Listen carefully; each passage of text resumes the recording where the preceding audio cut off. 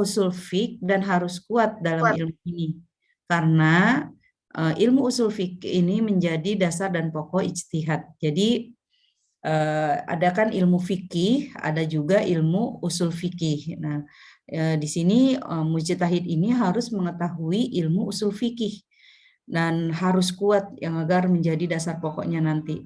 Nah, kemudian yang berikutnya adalah, mohon maaf sebentar ya. Mohon maaf sebentar. Iya, sebentar. Abi, maaf. Ya, yang berikutnya adalah yang kelima, mengetahui nasik dan mansuk sehingga ia tidak mengeluarkan hukum berdasar dalil yang sudah dimansuk. Nah, berikutnya adalah setelah syarat-syaratnya sudah dipenuhi, kemudian apa sih masalah yang diijtihadkan itu? Yang pertama adalah masalah yang diijtihadkan ialah tiap-tiap hukum syara yang tidak ada dalilnya yang pasti.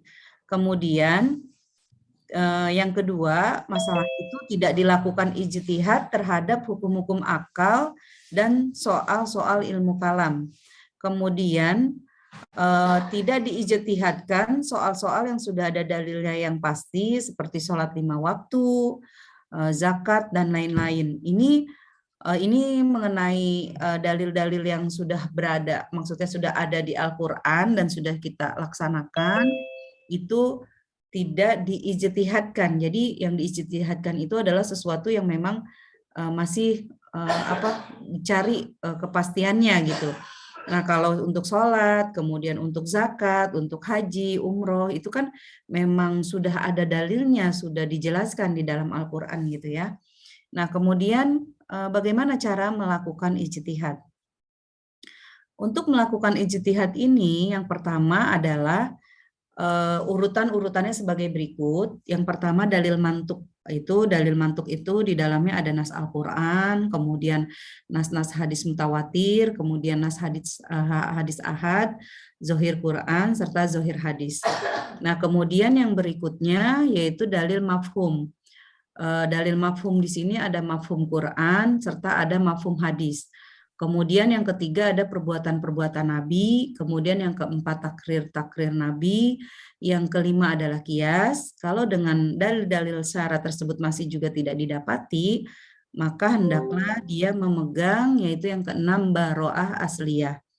Kalau ia menghadapi dalil-dalil yang berlawanan, hendaklah ia pertama-tama mengumpulkan, kemudian menarjih, yaitu menguatkan salah satunya.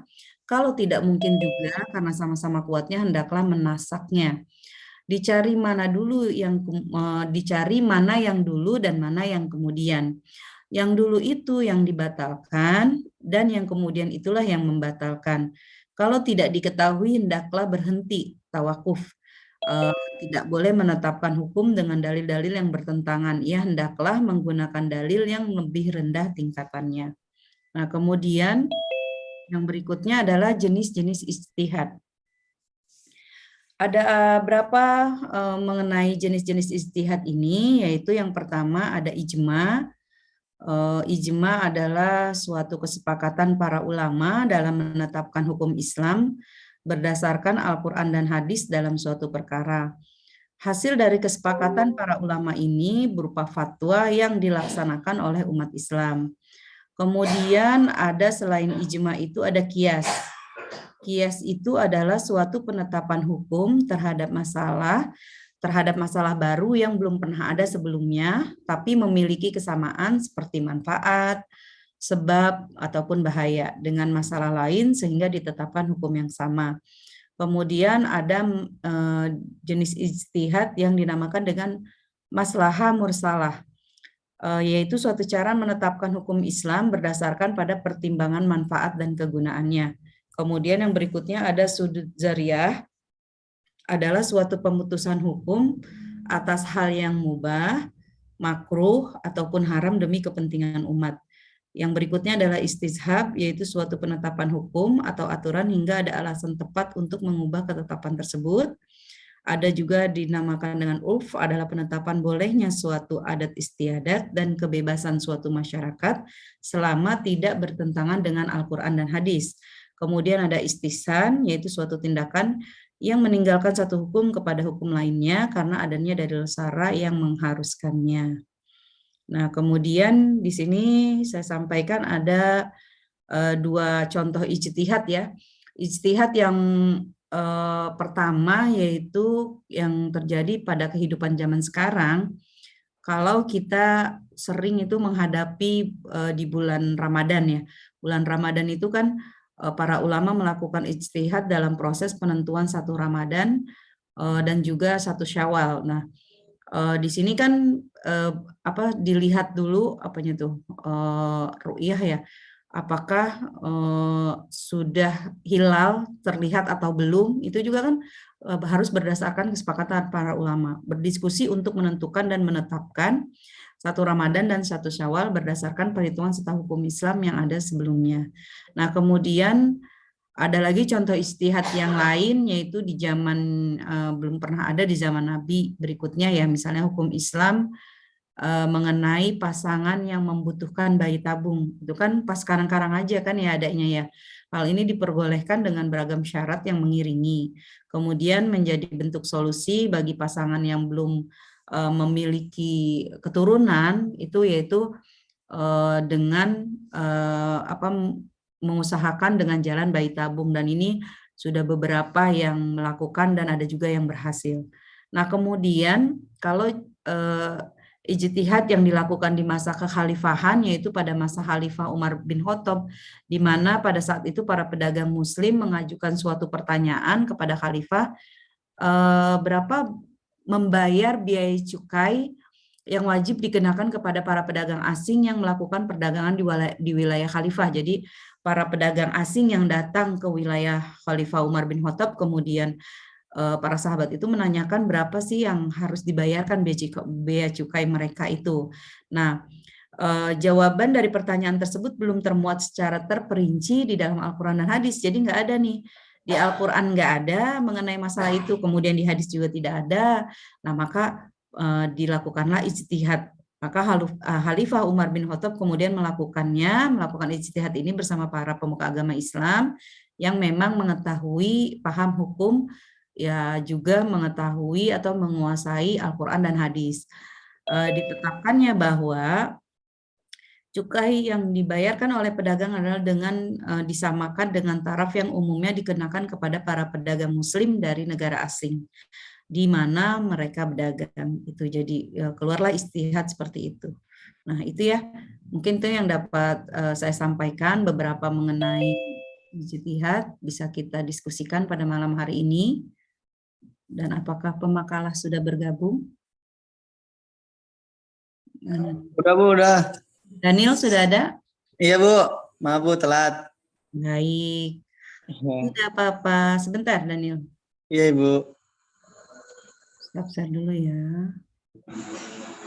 Sendiri ya? Daniel sendiri? Sama Foni Bu, cuman dia lagi kerja katanya Bu. Iya, silakan. Ibu bentar. Bentar Bu. Iya.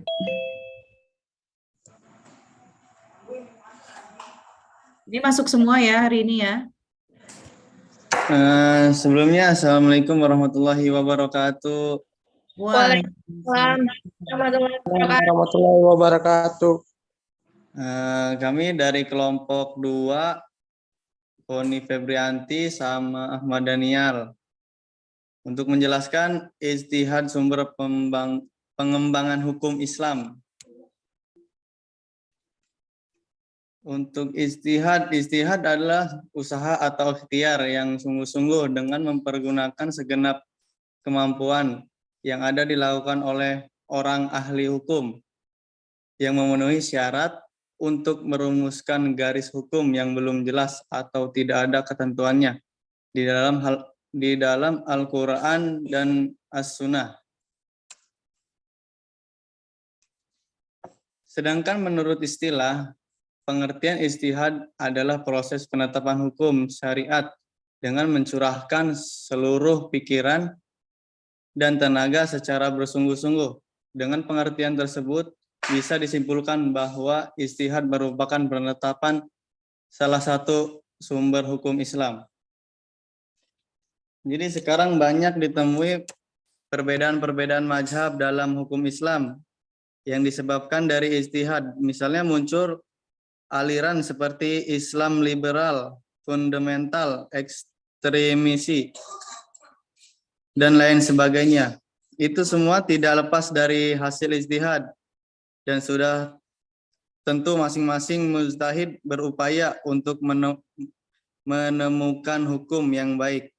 Justru dengan ijtihad, Islam menjadi luas, dinamis, fleksibel sesuai dengan dinamika zaman.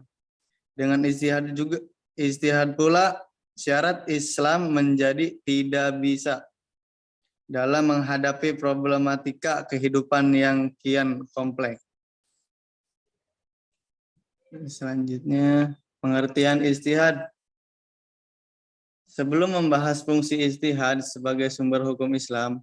Daniel, maaf. Ya, Ibu. Ini ada masukan nih dari Liu. Oh, ya. Oh, disuruh landscape. Ya, Bu, bentar, Bu.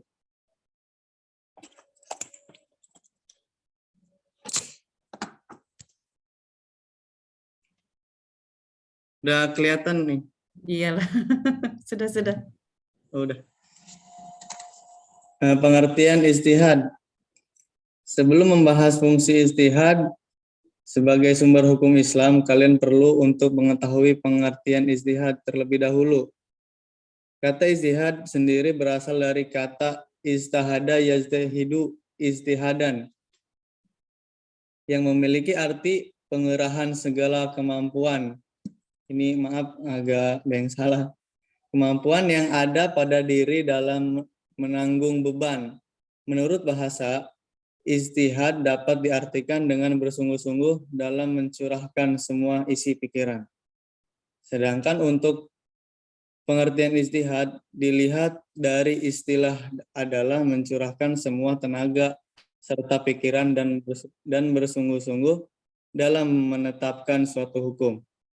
Maka dari itu tidak disebut ijtihad jika tidak adanya unsur kesulitan pada suatu pekerja. Secara terminologis, berijtihad merupakan mencurahkan semua kemampuan dalam mencari syariat dengan menggunakan metode tertentu. Ijtihad sendiri dipandang sebagai sumber hukum Islam yang ketiga setelah Al-Quran dan hadis. Ijtihad juga menjadi pemegang fungsi penting dalam penetapan hukum Islam. Orang yang melaksanakan ijtihad disebut dengan mujtahid, di mana orang tersebut adalah orang yang ahli tentang Al-Quran dan hadis. Oleh karena itu, sesungguhnya ijtihad adalah suatu cara untuk mengetahui hukum, suatu melalui dalil-dalil agama, yaitu Al-Quran dan Al-Hadis dengan jalan istinbat. Adapun mujtahid itu ialah ahli fikih yang menghabiskan atau mengerahkan seluruh kemampuannya untuk memperoleh persangkaan kuat terhadap sesuatu hukum agama. Oleh karena itu, kita berterima kasih kepada para mujtahid yang telah mengorbankan waktu, tenaga, dan pikiran untuk mengalih hukum tentang masalah-masalah yang dihadapi oleh umat Islam, baik yang sudah lama terjadi di zaman Rasulullah maupun yang kekinian. Fungsi ijtihad. Fungsi ijtihad sebagai sumber hukum. Islam dipandang sebagai sumber hukum. Hukum ketiga setelah Al-Quran dan hadis. Fungsi ijtihad sebagai sumber hukum Islam adalah untuk mendapatkan sebuah solusi hukum. Jika ada suatu masalah yang harus ditetapkan hukumnya.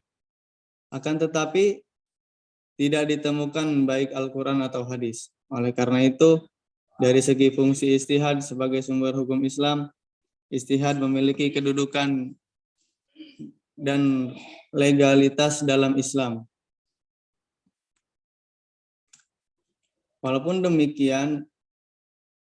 dengan demikian ijtihad tidak dapat dilakukan oleh sembarang orang. Artinya hanya orang-orang tertentu saja yang memenuhi syarat khusus yang boleh berijtihad. Beberapa syarat tersebut diantara adalah mempunyai pengetahuan yang luas dan mendalam, mempunyai pemahaman yang baik, baik itu bahasa Arab, ilmu tafsir, usul fiqh, dan tarikh, sejarah. Mengetahui cara mengistinbatkan perumusan hukum dan melakukan qiyas, mempunyai akhlakul karimah. Untuk fungsi ijtihad ini, pada intinya fungsi ijtihad itu sebagai sumber hukum Islam sangat penting untuk kehidupan umat Islam di kehidupan yang semakin berkembang sebagai sumber hukum ketiga setelah Al-Quran dan hadis. Tentunya seorang mujtahid yang akan berijtihad tidak bisa sembarang orang, karena fungsi ijtihad sebagai sumber hukum Islam akan mempengaruhi semua orang di dalam dunia.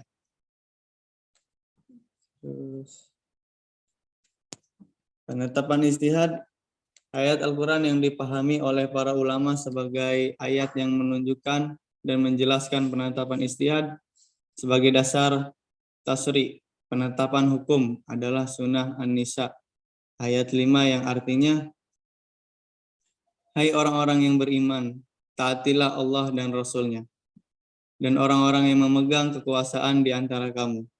Kemudian, jika kamu berlainan pendapat tentang sesuatu, maka kembalikanlah ia kepada Allah, Al-Quran dan Rasul, Sunnah Rasul. Mungkin itu aja, Bu.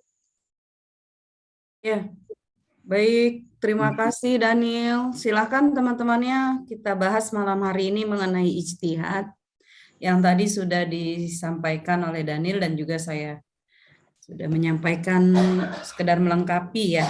Silakan kita bahas pada malam hari ini sama-sama.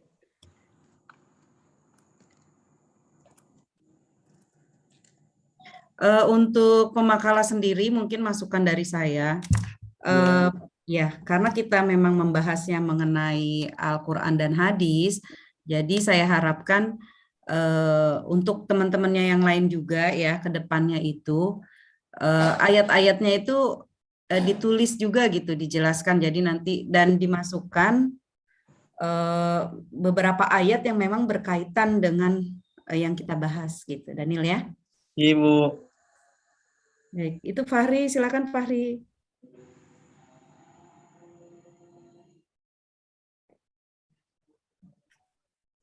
Ini Fahri ada yang mau ditanyakan? Assalamualaikum. Bertanya. Iya, silakan Fahri. Saya mau bertanya, Bu. Yang tadi Ibu jelasin itu, yang masalah tentang hukum ijtihad yang wajib ain itu, maksudnya habis waktunya apa hal yang lainnya, Bu? Hukum ijtihad. Ibu, yang wajib ain. Wajib ain. Kenapa tuh? Saya belum paham tuh, Bu. Karena saya kan masih belajar nih, saya pengen tahu lah gitu. Ya baik, ada lagi?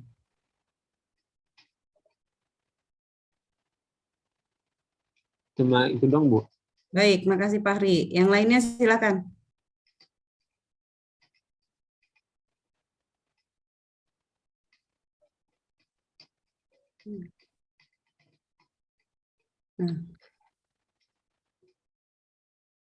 Ini diwajib ain bagi seseorang. Wajib ain ya Fahri ya.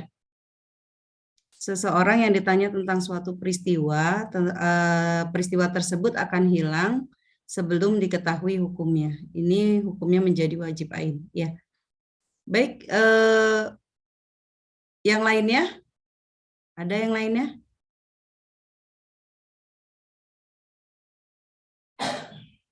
Belum? Yang ini mengenai mungkin ini ya Fahri, izinkan saya mencoba menjawabnya. Di hukum ijtihad yang wajib ain adalah bagi seseorang yang ditanya tentang suatu peristiwa, sedang peristiwa tersebut akan hilang atau habis sebelum diketahui hukumnya. Ini bisa seperti yang kita menjalankan puasa di bulan Ramadan ya, puasa di bulan Ramadan dan juga mengenai 1 Syawal.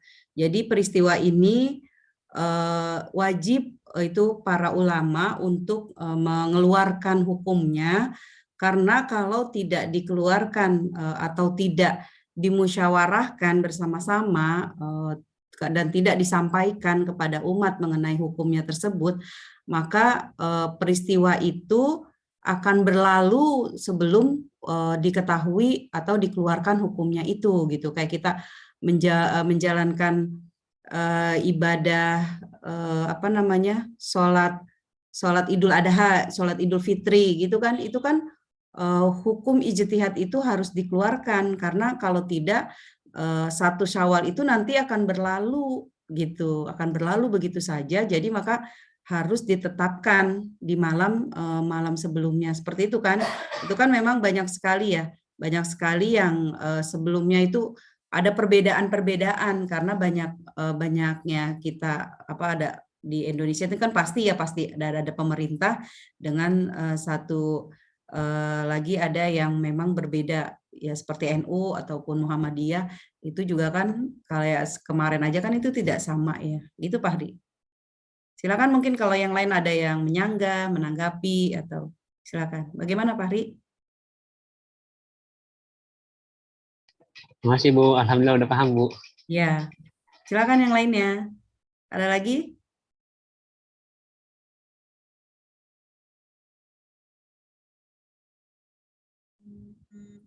Ini kalau tidak ada yang nanya antara bingung atau ada yang masih bingung ya? Ada yang masih bingung atau memang sudah paham semua nih? Itu Bu, ada yang nanya itu Bu di obrolan. Oh, chat sebentar. Dari siapa nih? Oh, Noval. Apakah pemerintah bisa menentukan ijtihad juga, karena di zaman ini yang masuk ke dalam pemerintahan belum tentu dia ulama yang bersyarat untuk menentukan ijtihad. Iya, baik. Ada yang mau jawab sebelum saya memberikan jawaban? Apakah pemerintah bisa menentukan ijtihad juga, karena di zaman ini yang masuk ke dalam pemerintahan belum tentu dia ulama yang bersyarat untuk menentukan ijtihad. Silakan. Bu. Silakan. Siapa nih? Abian Bu. Abian, ya. Silakan Abian. Ya, assalamualaikum semua teman-teman. Ya, kalau dari pertanyaan yang tadi ditanyakan oleh rekan saya yang nomor 2 ini ya, sebetulnya itu memang bersangkutan dengan ijtihad yang berhubungan dengan wajib ain seperti itu.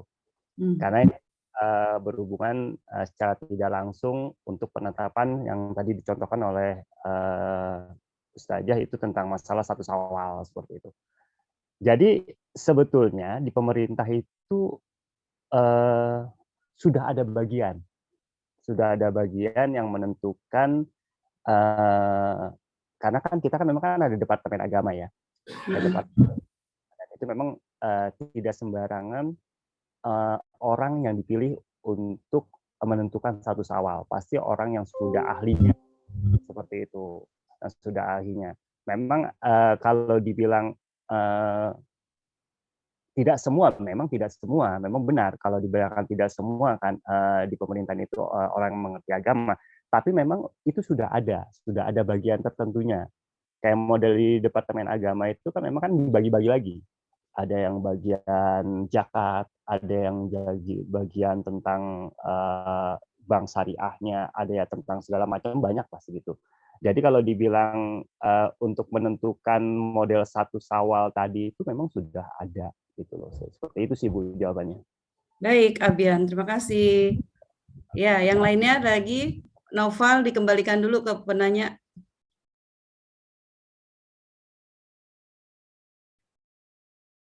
Gimana Noval?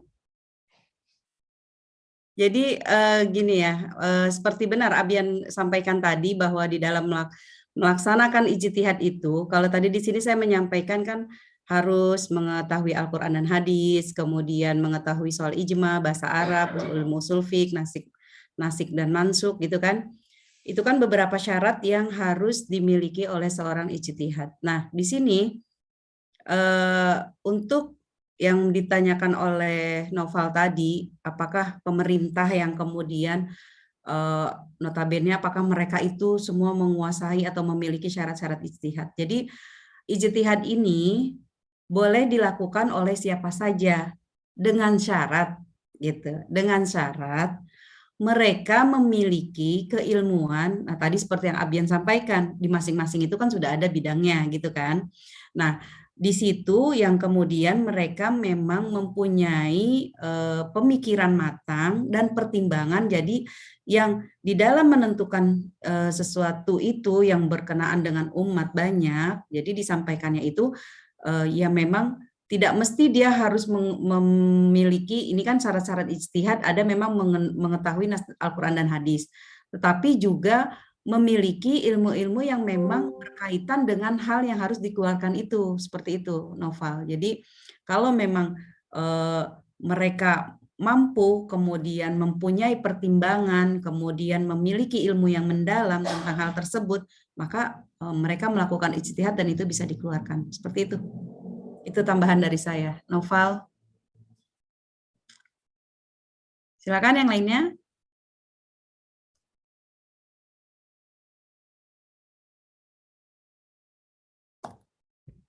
Mana yang lainnya?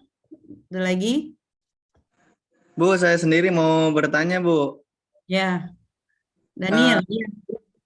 Kalau zaman sekarang masih perlu ijtihad nggak sih, Bu? Kalau di zaman sekarang ini? Masih. Tadi kan saya... Ini saya udah kasih contoh. Ya, Daniel masuknya telat ya. Maaf, Bu. Nggak apa-apa, nanti saya share ininya. Ya, di e-learning juga kalau kalian mau lihat juga dari pertemuan kita yang pertama itu sudah ada. Kalau mau buka e-learning silahkan. Kemudian di grup juga nanti insya Allah saya share. Jadi ada contoh ijtihad tadi saya sampaikan Daniel. Ada ijtihad itu di zaman sekarang dan juga ada di masa waktu Khalifah Umar bin Khattab. Kalau di dalam masalah waktu Umar bin Khattab itu adalah mengenai seorang pedagang yang untuk membayar bea cukai mereka itu bagaimana gitu ditanyakan oleh para sahabat-sahabat pada masa Khalifah Umar bin Khattab, yang kemudian Khalifah Umar bin Khattab itu menyampaikan bahwa mereka mengeluarkan bea cukainya itu dibayarkan pedagang disamakan dengan taraf yang umumnya dikenakan kepada para pedagang muslim dari negara asing. Jadi pedagang itu yang pedagang muslim tapi dari negara asing di mana mereka berdagang, maka mereka itu dikenakan biayanya seperti itu. Itu pada masa Umar bin Khattab. Nah, kalau zaman sekarang ada nggak? Ada, yaitu tadi yang mengenai satu Ramadan, itu kan ijtihad yang harus dilakukan dan coba deh kalian perhatikan. Itu selalu terjadi di setiap kita akhir Sa'ban ya. Akhir Sa'ban mau menjelang satu Ramadan atau di akhir Ramadan mau menjelang satu Syawal. Itu kalian perhatikan. Itu pasti dan tidak tetap. Kalau sudah tetap itu kan udah ada ketetapan seperti misalnya haji itu kita ke Mekah dan Madinah, kemudian jatuhnya itu wukuf di Arafah pada tanggal 9 Zulhijjah gitu kan, dan itu kan udah nggak bisa diganggu gugat gitu. Biar bagaimanapun itu tetap bahwa Arafah itu di Arafah itu semua ibadah haji kalau dia tidak wukuf di Arafah maka dia tidak sah. Nah, maka itu dilakukan pada tanggal berapa? 9, dan itu tidak bisa berubah. Ataukah bisa di satu Ramadan? Tidak bisa. Itu harus dilaksanakan di tanggal 9 Zulhijjah. Di 10 Zulhijjahnya kita sudah lebaran. Nah, disitulah yang kemudian ada sering, bukan ada ya, memang sering ya setiap tahun ya kalau kita perhatikan. Itu baik bulan Ramadan, Idul Fitri maupun Idul Adha itu pasti. Di malamnya itu kita harus menunggu dulu nih, begitu kan? Kita nunggu nih dari sore akhir Ramadan itu besok lebaran apa enggak gitu kan. Nah, tetapi memang ada satu yang memang sudah ketetapan. Mohon maaf sekali di sini kalau kita lihat seperti Muhammadiyah itu sudah dari jauh-jauh hari itu mereka sudah menentukan. Dengan apa mereka menentukannya? Di sini ada tadi saya sampaikan. Nih, yang keenam baroah asliyah. Dalil-dalil yang dengan pertama-tama mengumpulkan, kemudian menarjih atau menguatkan salah satunya.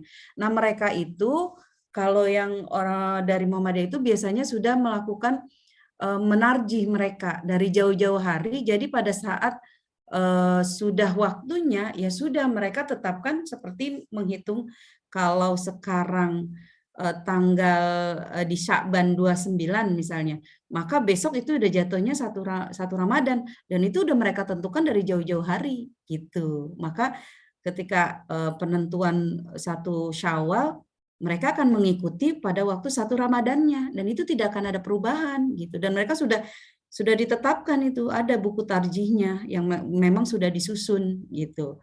Nah, kalau kita lihat kan ya pemerintah itu kan masih suka berubah yang kadang masih kita menunggu-nunggu rakyat besok lebaran apa enggak gitu kan.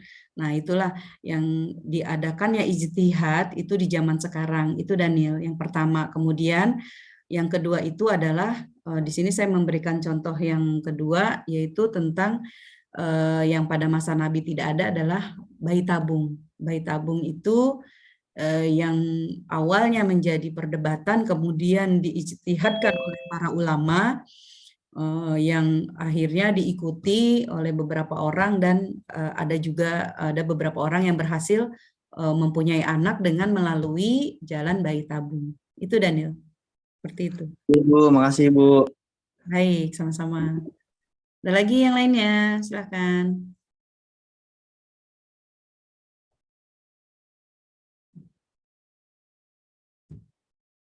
Sudah?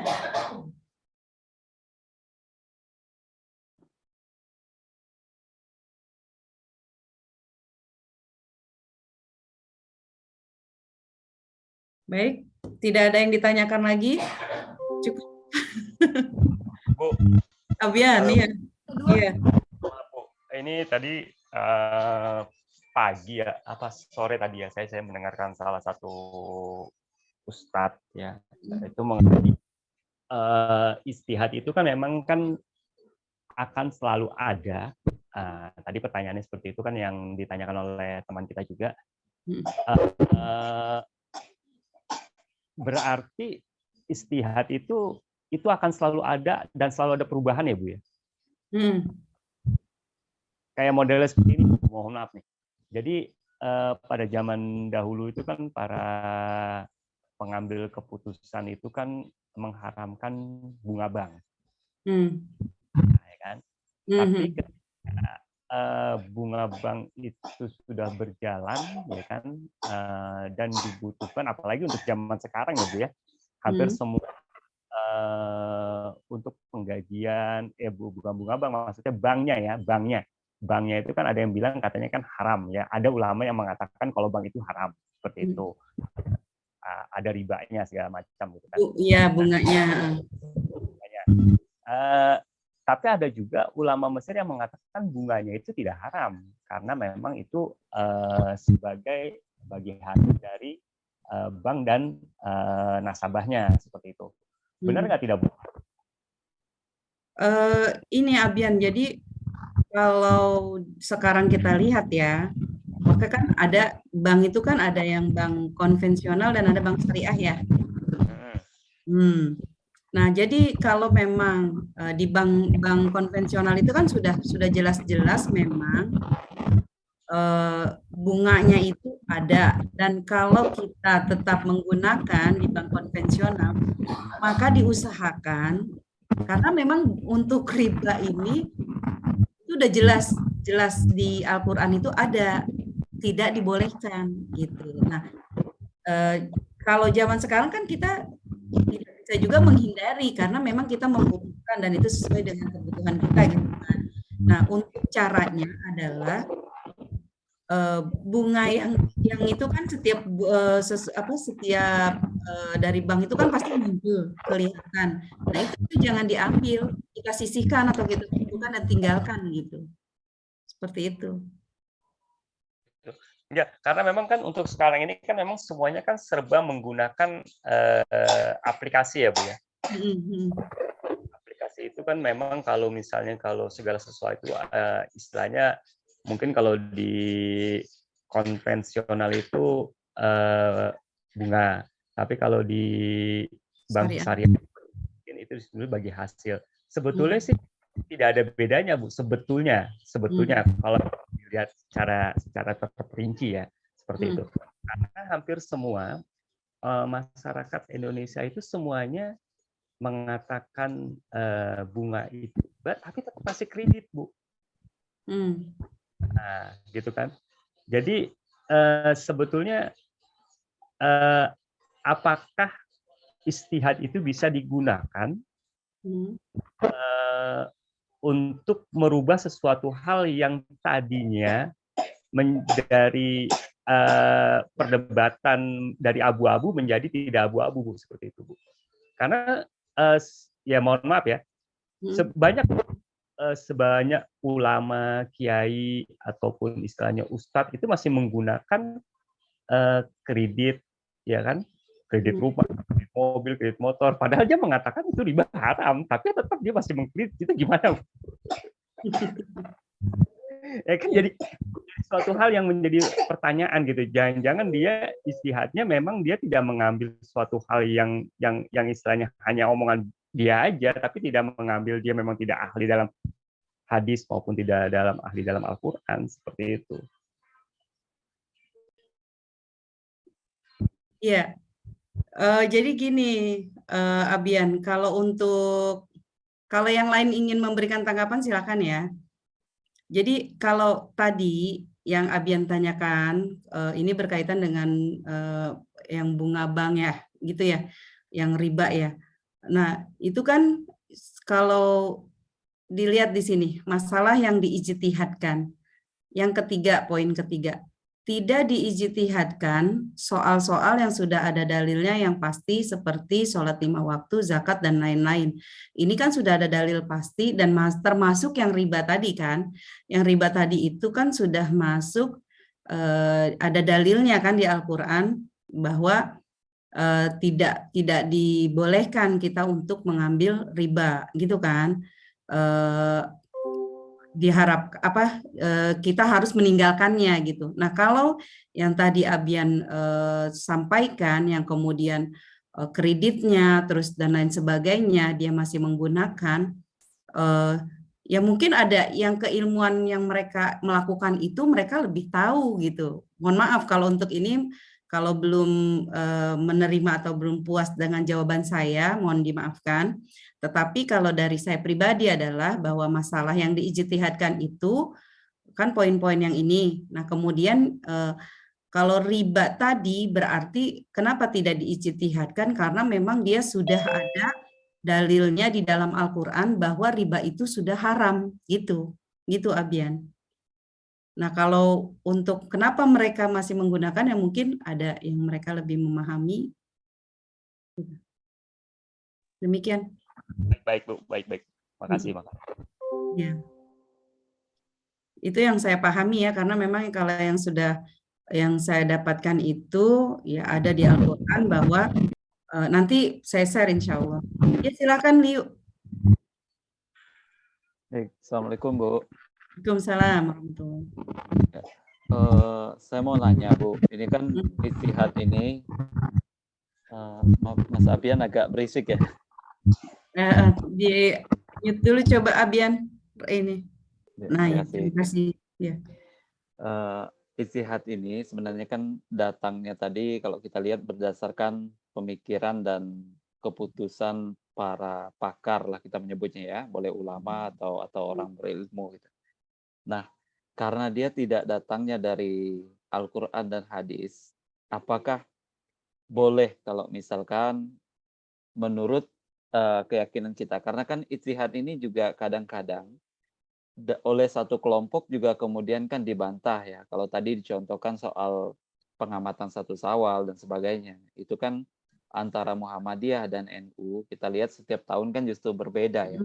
Nah, seberapa apa ya, kalau misalkan kita memutuskan untuk tidak mengikuti ijtihad itu, apakah itu kemudian dikategorikan sebagai dosa, Bu? Karena ijtihad ini saya pikir juga ini juga sebenarnya nyambung dengan pertanyaan Mas Naufal tadi ya, siapa yang kemudian benar-benar berhak untuk menyatakan ini boleh, ini tidak gitu kalau diijtihadkan ya. Misalnya tadi kemudian ada perdebatan soal riba dan sebagainya. Mas Naufal kemudian menjawab di kolom chat bahwa masalah riba itu sudah diterangkan oleh Buya Yahya misalnya. Nah, ini kan antara satu ulama dan ulama lain kadang-kadang berbeda. Nah, ketika kita meninggalkan sebuah keputusan yang memang keputusan itu menurut kita tidak pantas lah untuk diikuti gitu. Apakah itu dianggap sebagai sebuah dosa, Bu? Itu aja mungkin, Bu. Assalamualaikum warahmatullahi wabarakatuh. Waalaikumsalam warahmatullahi wabarakatuh. Iya baik, Liu. Jadi gini, kalau kita mengikuti atau apa namanya menjalankan ya sesuai atau perintah-perintah yang Allah berikan, kalau ijtihad ini kan merupakan sumber di dalam pengembangan hukum Islam. Yang paling utama adalah kalau dari mohon maaf lagi saya sekali lagi mohon maaf. Memang kalau untuk Muhammadiyah itu sudah berpedoman mereka kepada Al-Quran dan hadis. Jadi berpatokannya kepada Al-Quran dan hadis. Yang jelas-jelas memang ketika Rasulullah SAW sebelum wafatnya beliau berpesan bahwa telah aku tinggalkan 2 perkara kepada kalian yang jika kalian mengikutinya maka kalian tidak akan pernah tersesat selama-lamanya, yaitu Al-Quran dan Al-Hadis. Nah kemudian mengapa adanya ijtihad ini, kemudian mengapa adanya ijma, mengapa adanya qiyas, adanya masalah mursalah, sudut zariah dan lain sebagainya seperti yang tadi sudah saya sampaikan, itu karena adanya beberapa persoalan yang memang tidak ditemukan di dalam Al-Quran dan Al-Hadis. Seperti itu. Jadi ketika suatu hal tidak ditemukan di dalam Al-Quran dan Al-Hadis, maka dilakukanlah ijtihad, dilakukanlah ijma, dilakukanlah qiyas, dan lain sebagainya. Nah kemudian yang ketika masuk ke dalam pertanyaan apakah ketika kita tidak mengikuti ijtihad ini akan menjadi dosa, mohon maaf, kalau untuk dari saya, bahwa selama itu tidak bertentangan, kalau yang pemikiran-pemikiran ulama, karena memang ijtihad ini, syarat pertamanya tadi yang sudah saya sampaikan itu kan harus memiliki sekitar 500 hadis yang otomatis itu adalah hafiz atau hafizoh yang melakukan, yang kemudian tidak hanya hafal Al-Quran tetapi juga Al-Hadis. Nah ketika pertanyaan ini, apakah kalau ada ijtihad ini kemudian kita tidak mengikutinya apakah berdosa? Kalau memang yang dilakukan ijtihadnya ini kemudian tidak bertentangan dengan Al-Quran dan hadis, kemudian kita tidak mengikutinya, itu tidak berdosa kalau menurut saya. Tetapi ini kan berkaitan juga dengan hukum-hukum kita yang dimana kita kalau kita tidak melakukan yang kemudian nanti akan menimbulkan pertentangan di masyarakat seperti itu. Gitu Liu. Jadi apakah berdosa? Tidak menurut saya. Kalau kita tinggalkan ijtihad ini selama itu tidak bertentangan dengan Al-Quran dan hadis, itu tidak berdosa. Karena kalau kita meninggalkan Al-Quran dan hadis, itu yang akan menjadi dosa buat kita. Gitu. Nah ini karena berkaitannya adalah dengan masyarakat banyak yang kalau misalnya gini, ketika sholat Idul Fitri 1 Syawal, kemudian yang satu sholatnya di tanggal 2 Syawal, dia bilang baru 1 Syawal.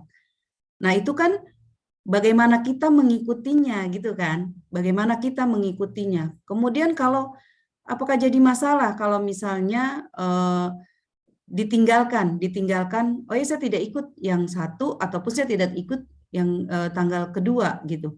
Itu kan haknya gitu. Tetapi apakah itu tidak menjadi pertentangan di masyarakat? Gitu, paham nggak maksud saya? Jadi selama kita meninggalkan, apakah berdosa? Tidak berdosa.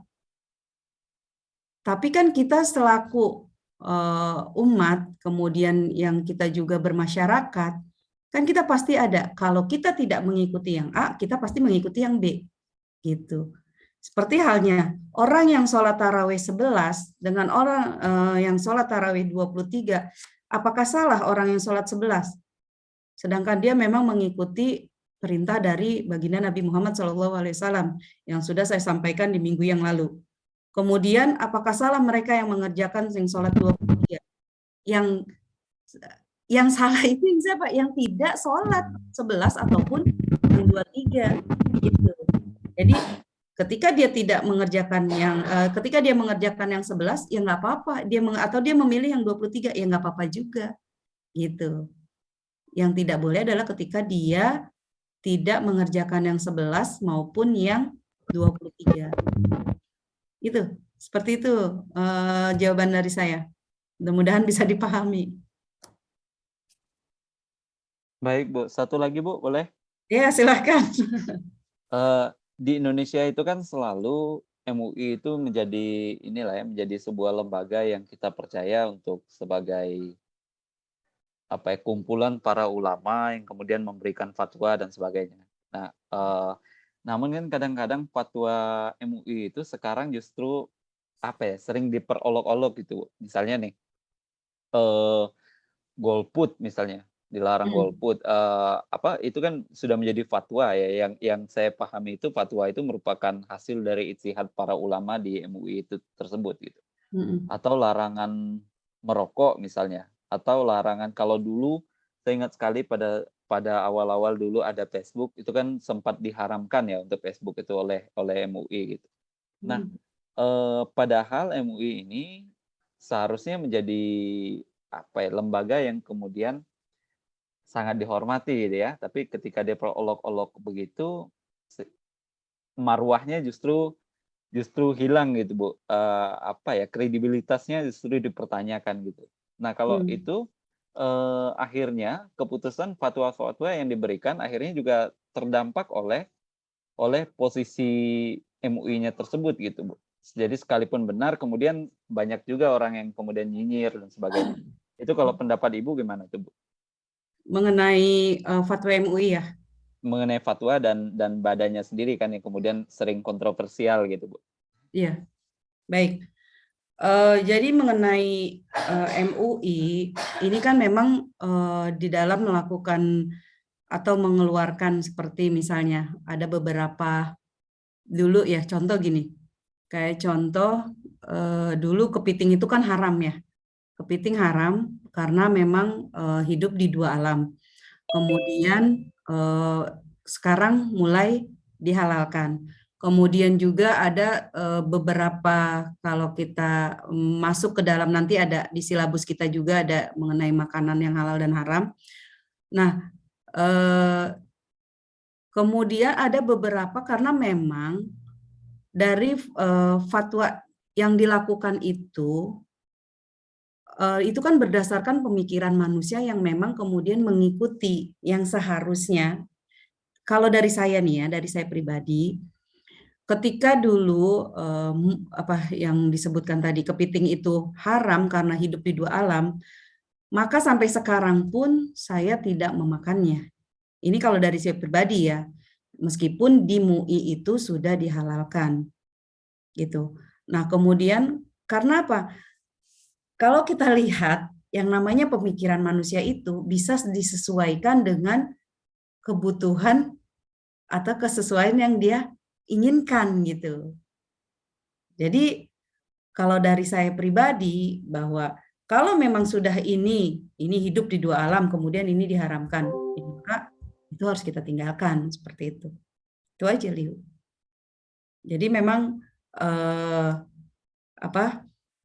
masih yang berkembang dan disesuaikan dengan dari pemikiran manusia. Itu aja, itu dari saya. Kasih, silakan kalau ada yang mau menambahkan yang lainnya.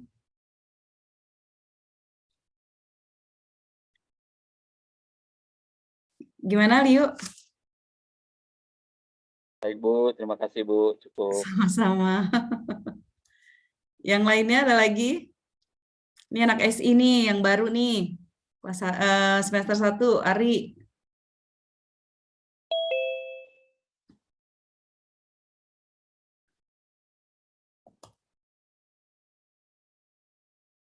Ini masuk semua ya? Hari ini masuk semua. 27 orang.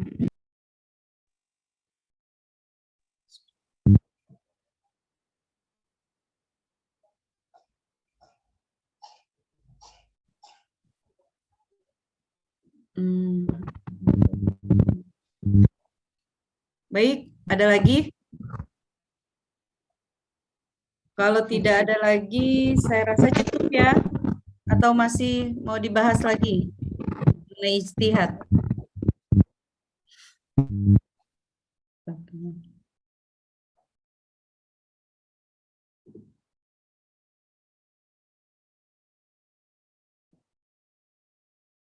Sudah? Saya absen dulu nih, ada Daniel, Fahri, Abi Amarullah, Abian, Aliatul Musyarofah ya, Angger, ini ada Angger. Anggi, Arfan, Ari Mustafa, Bagas Febriansa, Bani Asyidik, ini Bani Asyidik namanya nih, Caca Salsabila. Caca Salsabila ini semester 5 ya? Atau baru? Itu Zulfa, Bu. Oh, Zulfa. Iya, iya. Khairunisa, Dede Herman, Eka Sardani, Eri, Karisma Apriani, Kufita. Ada lagi yang belum dipanggil namanya? Liu, kemudian Saheri, Dede Herman, Naufal. Siapa yang belum ke absen? Muhammad Rashid. Muhammad Rashid, terus Muhammad Nur Wahid ya. Muhammad Saifullah, Bu. Muhammad Saifullah, Sauki Fahrijal. Sauki Fahrijal dari Cirebon. Siap. Jauh banget nih dari Cirebon. Ada lagi yang belum di absen? Terima kasih, Bu. Fahri. Ada lagi yang mau ditanyakan? Rizky, oh Rizky lagi acara ya, lagi acara dengan itu Syekh Bashid. Rizky, bukan ya? Rizky mah tadi semester 1 ya?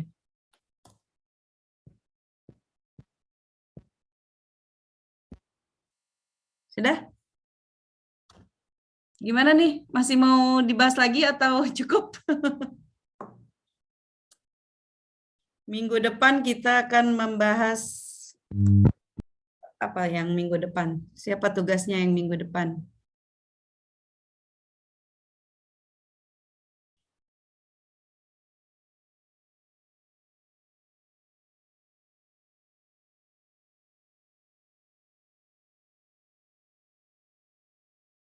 Oh, ini ada pertanyaan juga dari Eri nih. Eri masih di Taiwan ya, Eri? Mana Eri? Halo. Silakan nih, ada pertanyaan dari Eri, hukum gadai-menggadai, masuk hukum riba atau gimana? Ada yang bisa memberikan tanggapannya mengenai penggadaian ya?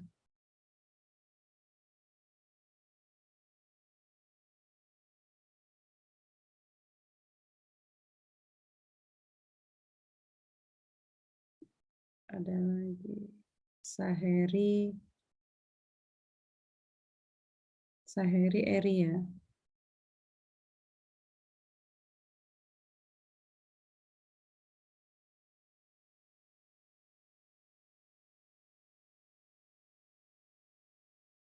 Ya, baik.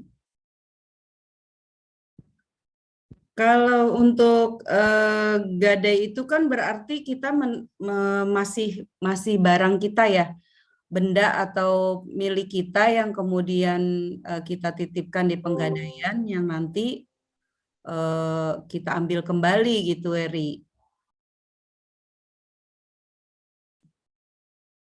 Mana nih? Oh, ya. Mana Eri? Masih gabung nggak?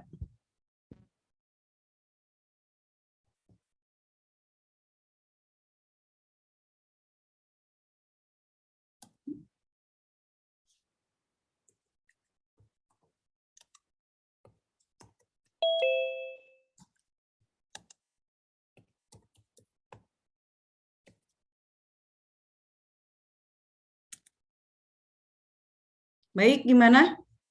Masih ada pertanyaan lagi?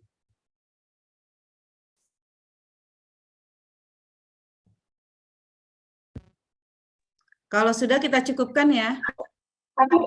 Ya. Ada yang bilang gini ya, katanya kan kalau gadai itu kan kita nyerahin duit di awal, tapi kan misalnya kayak kita gadai sawah kayak gitu ya Bu. Lalu kan kita nyerahin duit di awal, lalu kita menggarap sawahnya, lalu ada hasil panen kayak gitu. Nah, setelah masa gadai selesai, duit itu kan balik lagi ke kita. Jadi ada yang bilang kalau gadai itu hukumnya riba kayak gitu. Banyak yang bilang kayak gitu, Bu. Soalnya duit balik, hasil juga dapat. Kebanyakan banyak yang bilang kayak gitu. Oh, penggadaian termasuk di riba. Iya. Itu kan yang kalau di penggadaian itu memang ada perjanjiannya kan? Eri ada perjanjiannya? Iya, Bu. Disesuaikan dengan perjanjiannya biasanya. Tetapi kan kalau di penggadaian itu memang milik kita itu tetap kembali lagi tetap kembali seperti semula gitu kan, dan kita diberikan kita membayar ke tempat pegadaiannya gitu kan. Nah itu kan disesuaikan dengan syarat awal, di mana kalau kita menyetujui ya kita ikuti gitu, kalau tidak dan tidak usah, nggak usah kita ikut, nggak usah di situ gitu. Gitu Eri. Yang lainnya silakan. Ada yang menanggapi pertanyaan dari Eri mengenai penggadaian atau ada yang pernah mengalami?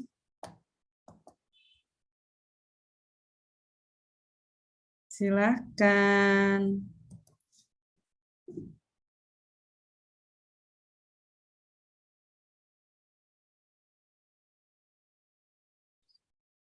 Baik ya, kalau sudah tidak ada lagi, saya rasa cukup ya. Nanti Eri penjelasannya saya sampaikan berikutnya lagi ya. Baik, ada lagi?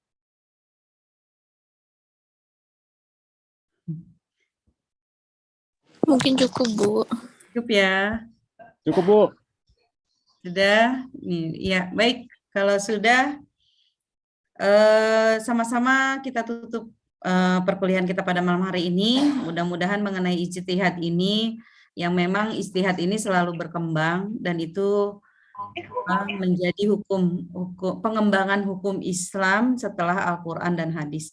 Jadi yang otomatis hal-hal yang ada atau di dalam masyarakat itu pasti, dan itu dilakukan dengan ijtihad dan juga jenis-jenis yang lainnya yang seperti ijma, qiyas, maslahah mursalah, dan juga ada uruf itu berkaitan dengan adat istiadat. Ya, saya rasa cukup untuk perkuliahan kita pada malam hari ini. Mudah-mudahan jadi ilmu yang bermanfaat, bisa dipahami. Mohon maaf. Amin, amin, amin. Amin. Alhamdulillahirabbil alamin. Alhamdulillah. Jangan merasa puas ya.